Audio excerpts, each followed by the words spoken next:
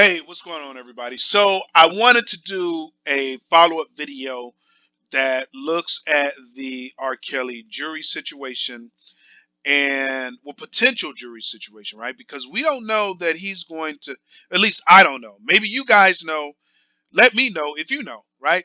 Do you know that R. Kelly is actually going to choose a jury, or is he just going to choose to let a judge hear the case? Me personally, I don't think I would choose for a judge to hear a case because you're basically putting your life in the hands of one person. I would choose a jury. I would definitely choose a jury because this Me Too movement is pretty fierce. And I think that if you put it in the hands of one person, there's just too much room for error there. And I mean, I just really wouldn't want to take the risk. I just wouldn't want to. So basically, I would choose a jury. And one of the things that you have to understand is that even a jury is not guaranteed. It's really just a coin flip.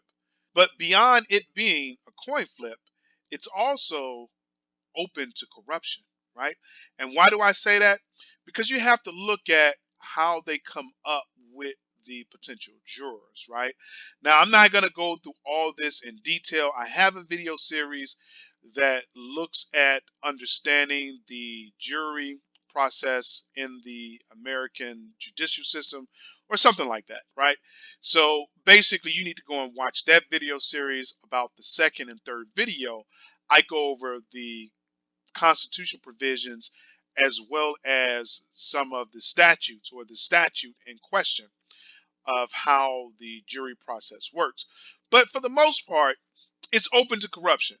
The reason it's open to corruption is because, number one, they're really just going to get a list of people whom they want on that jury, right? And I'm not going to go into details about that. You can go and watch the other video series, right? That goes in details about it. But basically, they're just putting a list together, right? So if they're just really putting a list together, then you can have people in that list who you want to be on the jury, right? I'm pretty sure, basically, people who work for the city are slick and some of these people are well connected. And in a situation like that, I can easily see how somebody could be paid off either for R. Kelly or against R. Kelly. They could be paid off either way to say, "Hey, look, I need you to, get my boy's name on the list, and basically just get him on the list, and then we'll do the rest from there." And then once the name is on the list, the second thing that happens is that they are actually just going to draw names from a box. They're either going to draw names from a box or they're going to let a computer program decide, right? Now, either way, it's open to corruption.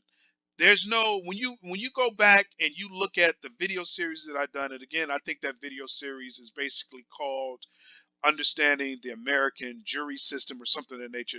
It's on my page. Look it up. I can't do all the work for you. Just go on my page and just search for jury and you'll find it. Right? So when you look at that, you'll understand that there's no real checks and balances in the system. So, in my personal opinion, this system needs to be changed to add some type of checks and balances to make sure that there's no corruption because basically it's up for the justice system to basically create a list, right? And then the justice system puts on a blindfold and basically picks a name out of a box, or they have a computer program to do it. Either way, either way, in those situations, you can basically get who you want, whose name you want to come out of that box or to come out of that computer program, right? So I'm just really pointing out all the potential for corruption in this situation, right? And basically from there, there's still a chance for you to be excluded from the jury list or for a person to be excluded from a jury list because there is a provision that basically allows for a person to be excluded if they are not of good character, right? And that in and of itself is just kind of weird to me, because how do you determine whether or not a person is of good character, right? There's no way to really determine that, right? So I just really wanted to point out in this video that the system is open to corruption, and there's no real way to keep the corruption out, right? I think the best way is to have checks and balances. I think the best way to ensure that there's no foul play is that the attorney who is for the defense, in this case Greenberg, can basically have someone over at the office where they're going to create the list, and that person or those people from the defense can follow that process all the way from the creation of the list.